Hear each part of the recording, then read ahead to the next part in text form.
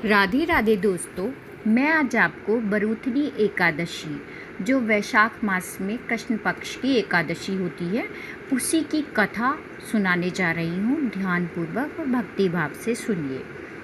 बरूथनी एकादशी का व्रत करने वाले मनुष्य को यमराज का भी भय नहीं रहता।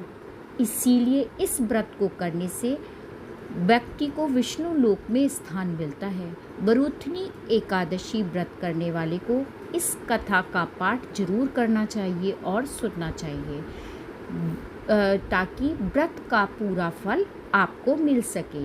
इसीलिए मैं आज आपको बरूथनी एकादशी व्रत कथा सुनाने जा रही हूँ। युधिष्ठिर ने पूछा, वासुदेव आपको नमस्कार है। वैशाख मास के कृष्ण पक्ष में किस नाम की एकादशी होती है, उसकी महिमा बताइए।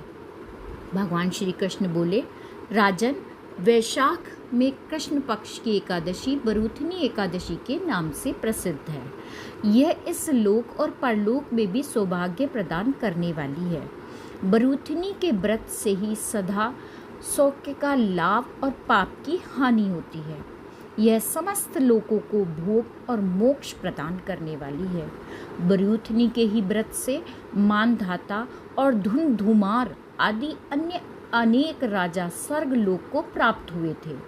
जो 10,000 वर्षों तक तपस्या करता है उसके समान ही फल बरूथनी के व्रत से भी मनुष्य प्राप्त कर लेता है। नरश्रेष्ठ, घोड़े के दान से हाथी का दान श्रेष्ठ है। भूमि उससे भी बड़ा दान है। भूमि दान से भी अधिक महत्व तिल का दान है। तिल दान से बढ़कर स्वर्ण दान और स्वर्ण दान से भी बढ़कर अन्न दान, क्योंकि देवता, पितर और मनुष्य को अन्न से ही तृप्ति होती है।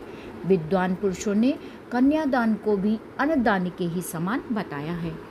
कन्यादान के तुल्य ही धेनु का दान है।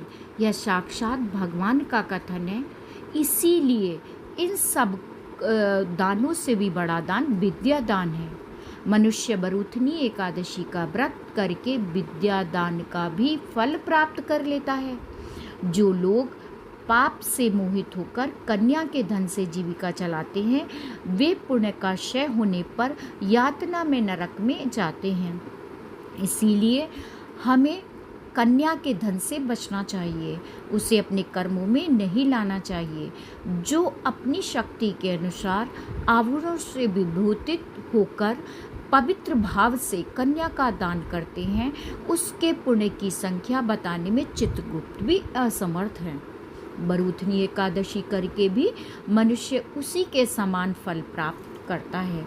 व्रत करने वाला वैष्णव पुरुष दशमी तिथि को कांस से उड़द, मसूर, चना, कोदो, शाक, मधु, दूसरे का अन्न, 2 बार भोजन, इन सब चीज़ों से बचना चाहिए। एकादशी को जुआ नहीं खेलना चाहिए, नींद नहीं सोना चाहिए, पान खाना, दातुन करना, दूसरों की निंदा करना, चुगली करना, चोरी, हिंसा, क्रोध और असत्य भाषण, इन सब चीज़ों का त्याग करना चाहिए। और द्वादशी को कांसा, उड़द, गमन, 2 बार भोजन और बैल की पीठ पर सवारी और मसूर, इन सब चीज़ों का त्याग करना चाहिए। राजन, इस विधि से बरूथनी एकादशी की जाती है। रात को जागरण सा करके जो भगवान मधुसूदन का पूजन करते हैं वे सब पापों से मुक्त हो परम गति को प्राप्त होते हैं। इसीलिए पाप भीरू मनुष्य को पूर्ण प्रयत्न करके इस एकादशी का व्रत करना चाहिए।